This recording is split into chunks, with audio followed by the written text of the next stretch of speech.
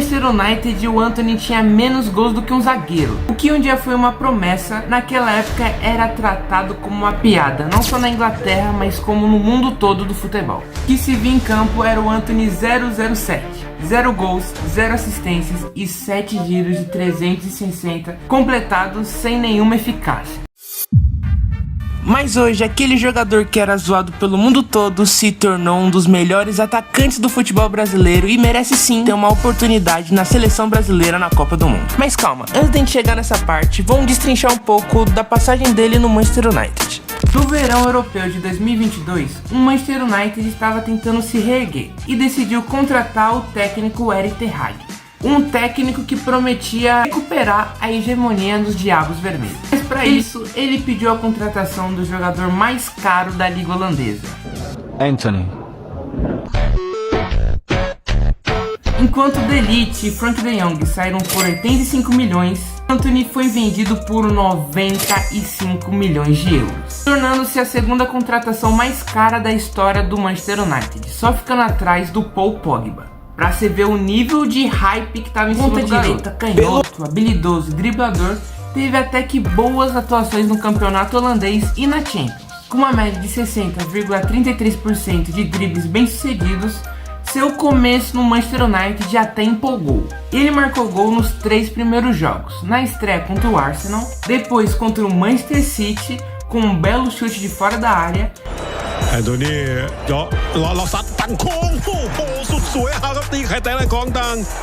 e em seguida contra o Everton. Mas foi só. Dali pra frente só desandou, meu irmão. Na Europa League contra o gigante Sheriff, Antony fez seu famoso giro 360, que não teve nenhum efeito prático com o placar ainda em 0-0. A lenda do futebol inglês, Paul Scholes, criticou duramente. Eu não entendi por que ele fez isso. Ridículo, pura firula. Ele não tentou driblar ninguém, não entrou na área e ainda colocou a bola pra fora. Antony se tornaram ineficientes e previsíveis para os defensores da Premier League, tanto que a sua taxa de dribles bem-sucedidas caiu para 44%. Para piorar, Antony ficou mais de um ano sem marcar um gol na Premier League. Seu último gol foi em abril de 2023 e ele só foi quebrar esse jejum em abril de 2024. Além do fraco desempenho, ele literalmente perdeu a cabeça em diversas partidas, como contra o Brighton, quando ele criou uma confusão após não receber uma falta.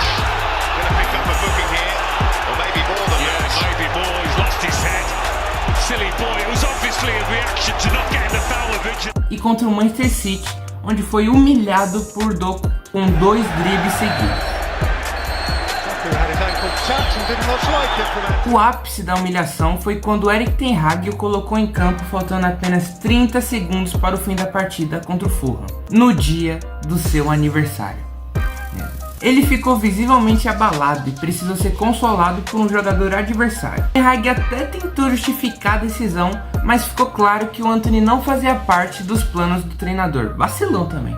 No dia do aniversário do cara, deixa ele para jogar 30 segundos? Era melhor nem ter colocado em campo, né? E fora de campo, a vida do Antony virou literalmente caos. Ele foi acusado de violência por sua ex-namorada, Gabriela Cavallini, e por outras 2 mulheres, o que resultou em seu afastamento na seleção brasileira e no Manchester United por 3 semanas. Apesar de a polícia de São Paulo não ter indicado o jogador, as investigações continuaram lá na Inglaterra e Ten Hag chegou a afirmar que as acusações afetaram muito o desempenho do jogador. E depois desse período, quando finalmente foi integrado no time, Antony não conseguiu recuperar o seu bom futebol. Seu último grande momento com a camisa do United foi um gesto provocador contra o Coventry City na semifinal da FA Cup. Após um péssimo jogo do Manchester United, a partida acabou indo para os pênaltis. Pênalti vai, pênalti vem e o United acabou vencendo o confronto. Só que aquilo era um momento que, claro, eles foram classificados, mas era querendo ou não, uma vergonha pro clube, porque era um time da 3ª divisão quase ganhando do maior time da Inglaterra. Mas pro Antony, não. Antony fez questão de zombar com a cara dos rivais. E isso acabou gerando uma revolta na imprensa e entre os jogadores ingleses. No campeonato inglês, o time terminou apenas na 8ª colocação, o que é muito ruim para um time do tamanho que é o Manchester United. Olhando para os números, Antony disputou 87 partidas pelo Manchester United e marcou apenas 12 gols e deu 5 assistências. Muito pouco para um jogador que custou 95 milhões de euros e cujo valor de mercado caiu para 20 milhões. Em 2 anos o cara custava 95 e foi para 20 milhões de euros, simplesmente absurdo. E o United, achando que tinha jogado dinheiro fora e que jamais recuperaria o investimento, decidiu largar ele, o mandando para o Real Betis da Espanha.